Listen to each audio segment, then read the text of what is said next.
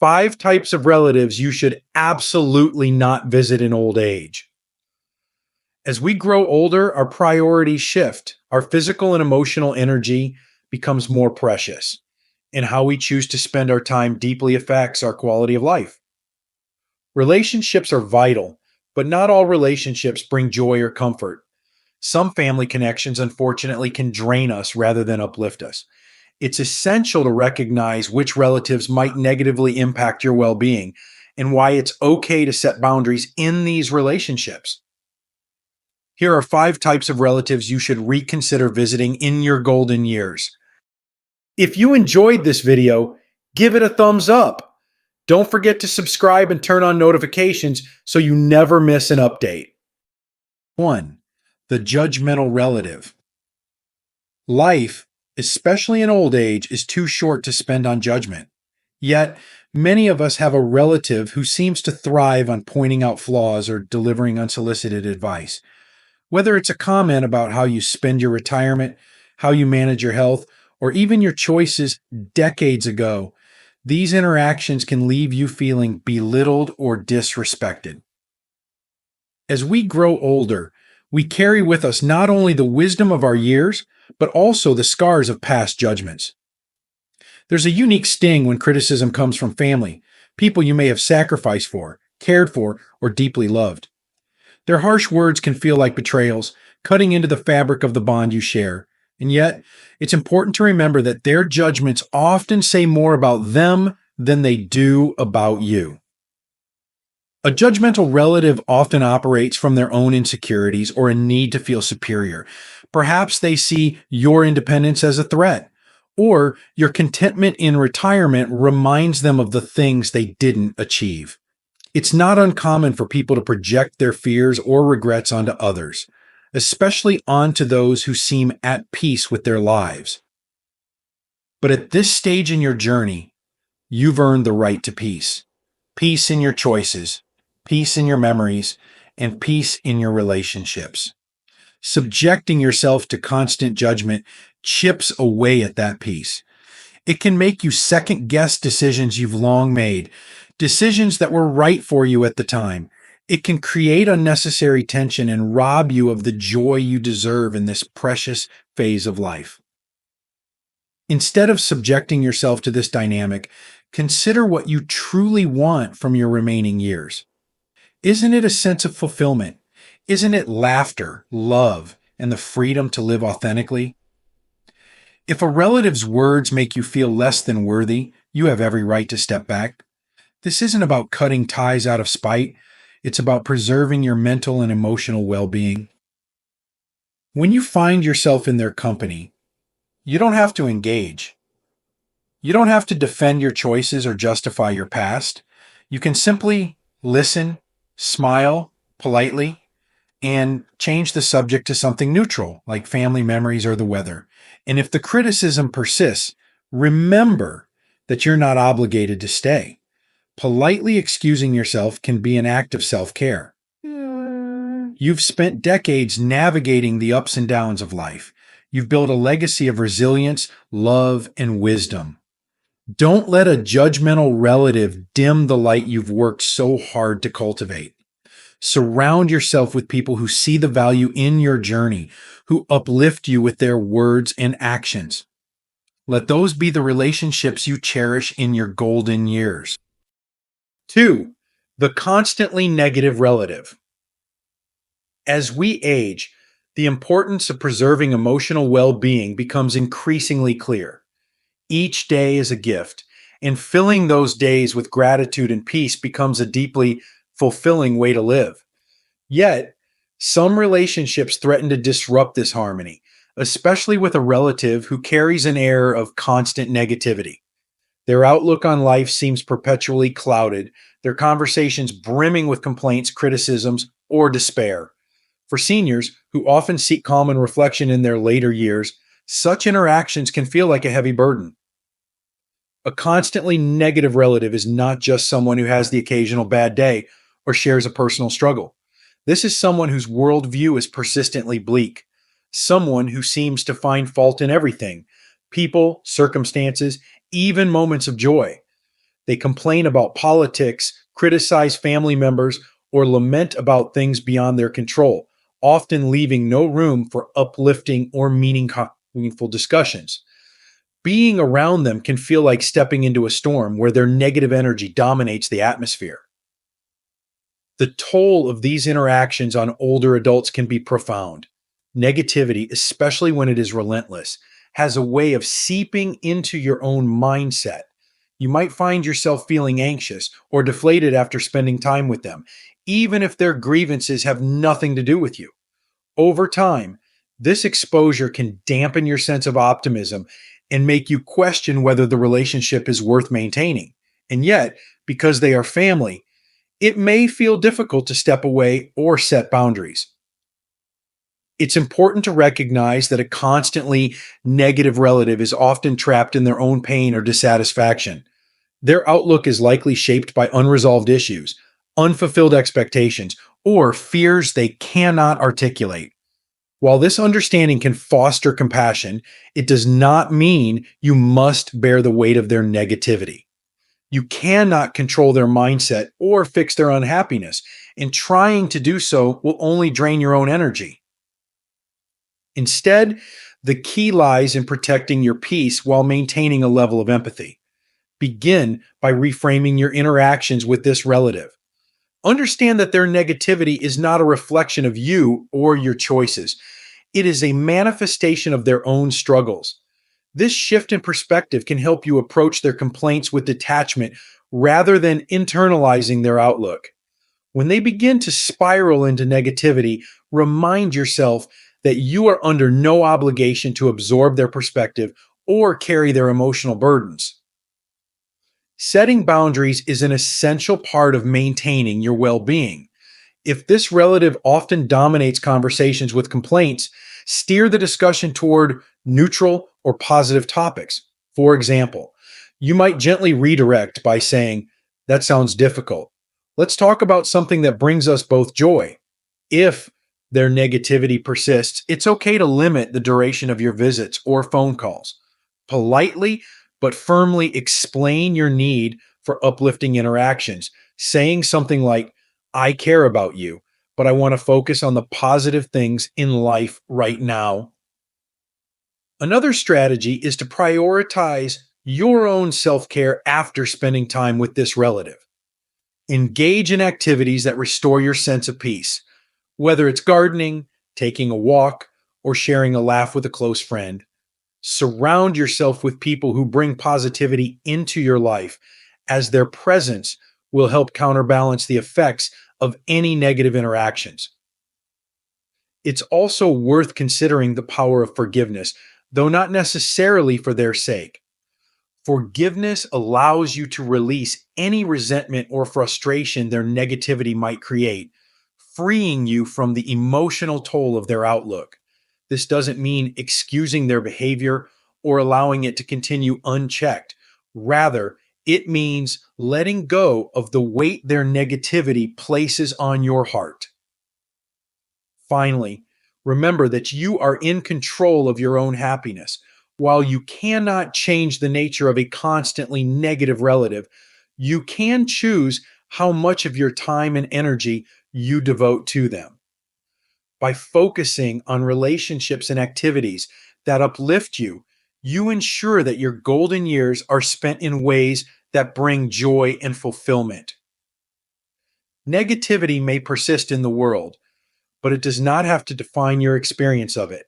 By setting boundaries, fostering gratitude, and choosing positivity, you reclaim your peace and create a life that reflects the wisdom and serenity you've earned. Life is too precious to let it be overshadowed by the darkness of others' perspectives.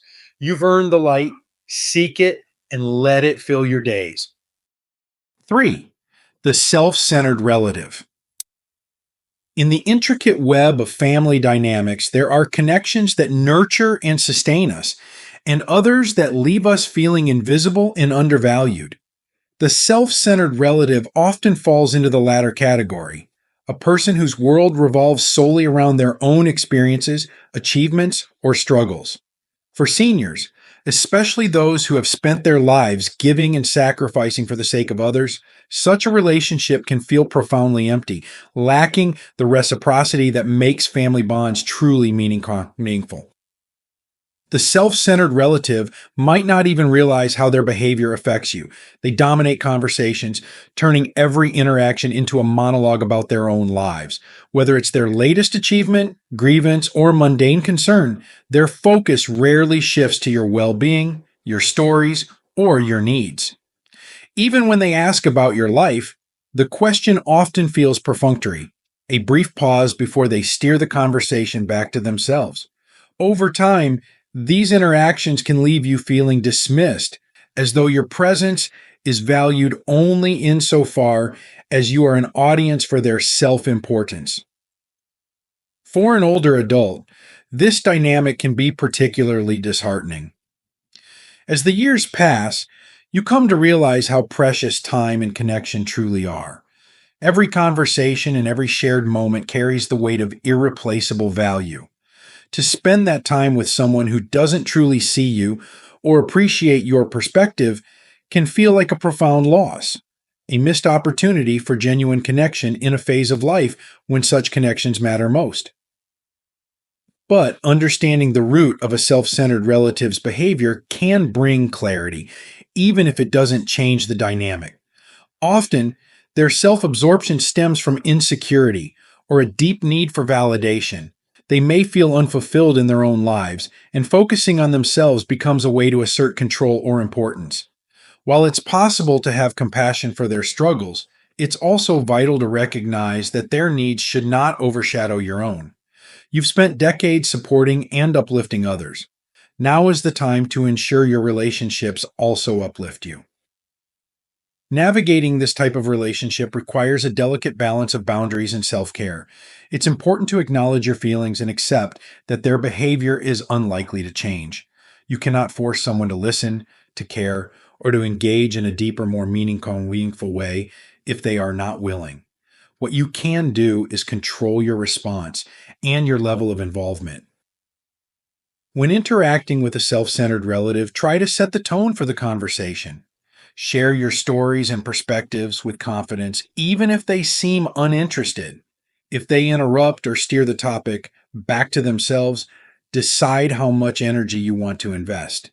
Sometimes, simply listening and nodding can be less taxing than trying to redirect the conversation. Other times, you may choose to gently but firmly assert your desire to be heard, saying something like, "I'd love to tell you about what's been happening in my life as well." It's also okay to limit your time with this relative. Prioritize relationships that feel reciprocal, where both parties listen, share, and genuinely care about one another's well-being. These are the connections that nourish your spirit and bring joy, reminding you of the beauty of mutual respect and understanding. Forgiveness can also play a role, though not in the sense of excusing their behavior. Forgiveness is about letting go of the frustration or resentment their self-centeredness might create, freeing yourself from the emotional toll of unmet expectations. By releasing those feelings, you allow yourself to approach the relationship with clarity and without the weight of disappointment. Above all, remember that your time and energy are precious. The self-centered relative may always be a part of your family, but they don't have to dominate your emotional landscape. By choosing to invest in relationships that bring warmth, laughter, and depth, you ensure that your later years are filled with the kind of meaningful connections that make life truly rich. You've earned the right to be seen, valued, and celebrated, and those who fail to offer that don't deserve to define your story. 4. The drama maker. In life, peace is a treasure, and as we grow older, its value becomes even more apparent. The chaos of youth, the ambition, the struggles, the constant striving gives way to a desire for tranquility, reflection, and meaningful connections. But for some, peace is a concept they cannot grasp. These individuals, the drama makers, seem to thrive on conflict, stirring up tensions wherever they go, creating storms that disrupt the calm you've worked so hard to cultivate. For older adults, dealing with such relatives can feel not just exhausting, but outright harmful, as their actions can erode the harmony that should define your golden years. Drama makers have an uncanny ability to create discord. Their tools are gossip, exaggeration, and manipulation. They sow seeds of mistrust between family members, revive old wounds that should have healed long ago, and draw others into conflicts that have nothing to do with them. They might frame themselves as the victim in every situation, demanding attention and sympathy. Or they may play the instigator, igniting arguments and then stepping back to watch the fallout. Their behavior often feels juvenile, but the consequences are deeply impactful, especially for seniors who value their remaining time in relationships. The motivations behind a drama maker's actions can vary. Perhaps they crave attention, and conflict is the easiest way to command it. Perhaps they feel insecure and find validation in controlling the emotional landscape of those around them. Or perhaps they've simply never learned healthier ways of interacting. Whatever the reason, their inability to exist without chaos does not mean you are obligated to endure it. The effects of a drama maker on your well-being cannot be overstated. Their behavior can strain relationships, leaving you caught between family members who have been pulled into their web of discord. You might find yourself dreading family gatherings, worrying about what will be said or done, and carrying the weight of unresolved conflicts long after the event has ended. This kind of stress is not just emotionally taxing, it can take a toll on your physical health, increasing blood pressure, disrupting sleep, and even exacerbating chronic conditions. It's important to remember that while you cannot control the actions of a drama maker, you can control how you respond.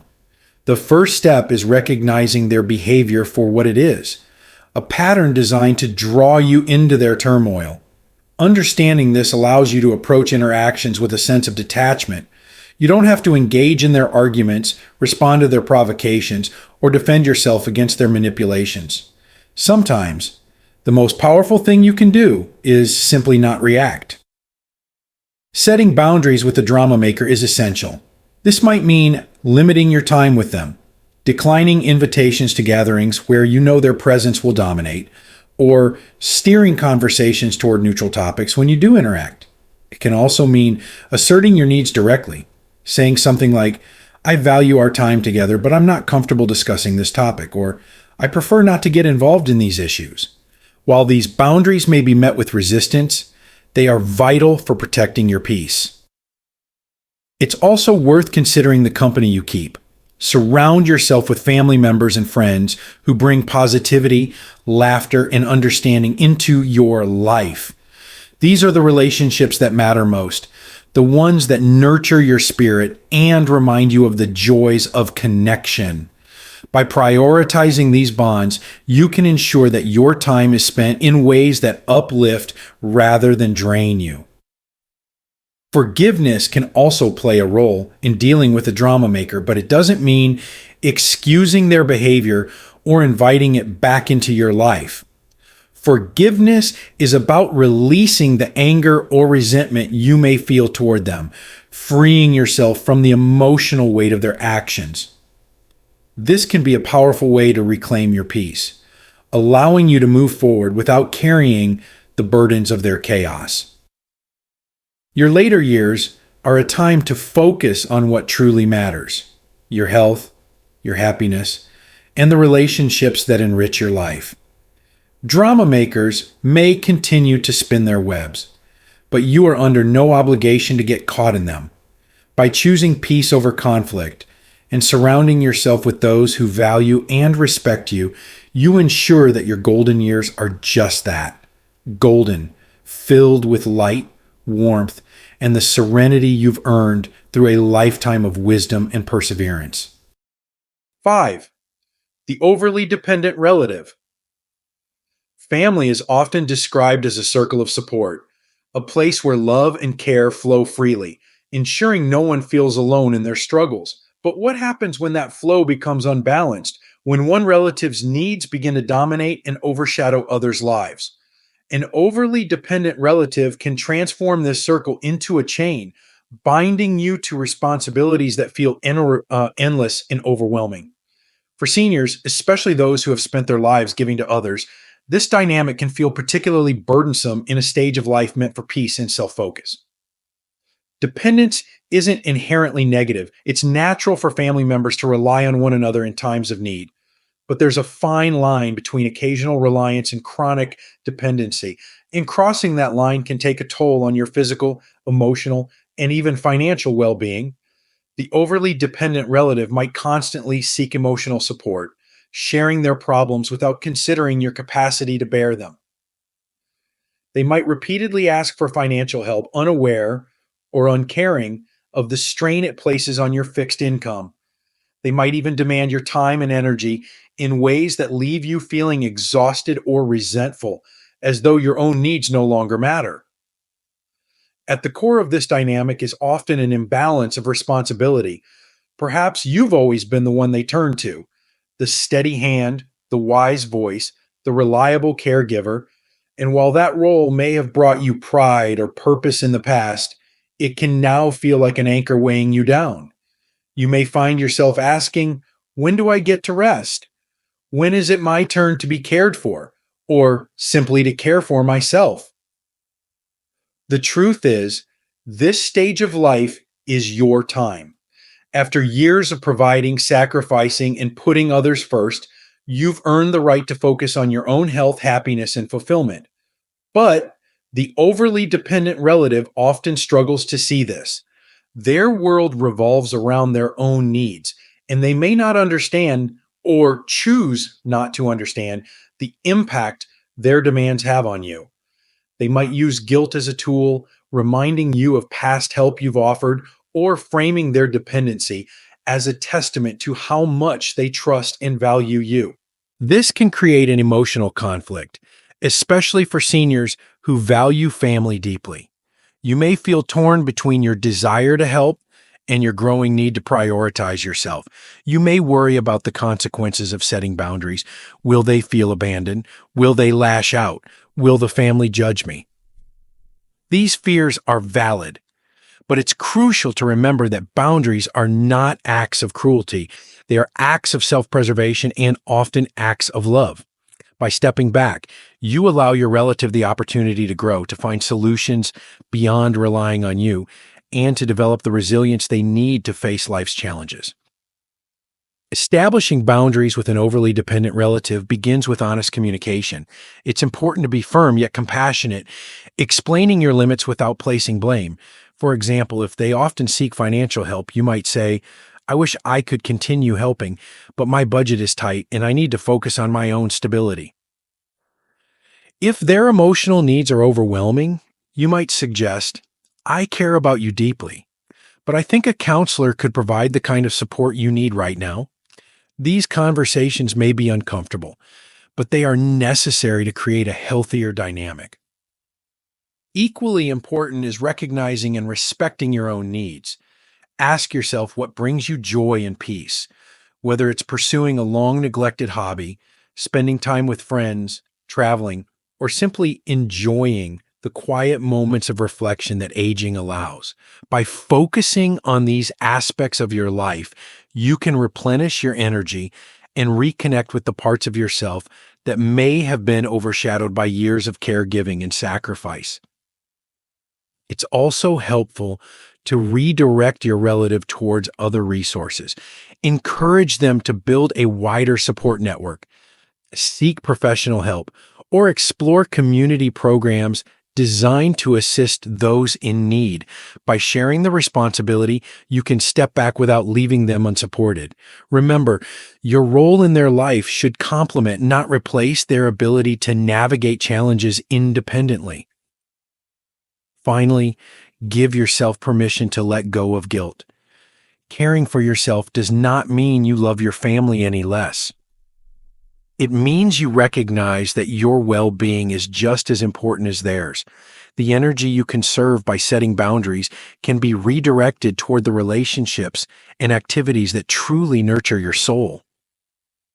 The overly dependent relative may not change overnight or at all, but by creating space and focusing on your own needs, you can reclaim your time and energy, ensuring that your golden years are filled with the peace, joy, and fulfillment you deserve.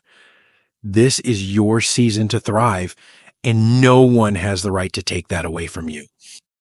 Embracing peace and prioritizing joy in your golden years. As we journey through the golden years of life, the choices we make about how and with whom we spend our time become profoundly important. Relationships that once seemed tolerable or even essential may now feel burdensome or draining. This isn't about abandoning family or neglecting our responsibilities. It's about recognizing the value of peace, the necessity of emotional well-being, and the right to prioritize joy in this precious chapter of life. Not all relationships are equal, and not all family bonds are nurturing. Some connections uplift us, fill our hearts with warmth, and remind us of the beauty of love and togetherness. Others, however, can drain our energy, leave us feeling unappreciated, or pull us into cycles of conflict and negativity. The wisdom that comes with age allows us to see these dynamics more clearly and to make thoughtful decisions about where to invest our time and energy. Stepping back from toxic or unbalanced relationships is not an act of selfishness. It is an act of self-preservation. You've spent decades nurturing, supporting, and giving to others. Now, in this stage of life, it's time to nurture yourself. Surround yourself with people who see you, value you, and bring light into your days. Spend your time with those who make you feel cherished and respected, who laugh with you, and who share in your joys. The relationships you choose to cultivate now should reflect the life you want to lead, one of peace, contentment, and meaning. And while it may be challenging to set boundaries with certain relatives, doing so is a testament to your self-respect and the wisdom you've gained over the years. Your time is precious, your energy finite, and your happiness deserved. Honor these truths as you move forward. Let go of what no longer serves you and embrace the people and experiences that bring you fulfillment.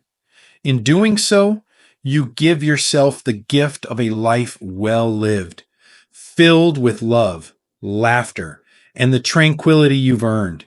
This is your time. Live it fully and live it well. These lessons are meant to inspire you to live fully and authentically. Now, I'd love to hear from you. Take a moment to reflect and share one thing you've learned and plan to apply in your own life. Let's support each other on this journey toward embracing these truths. If you enjoyed this video, please leave a comment with 1.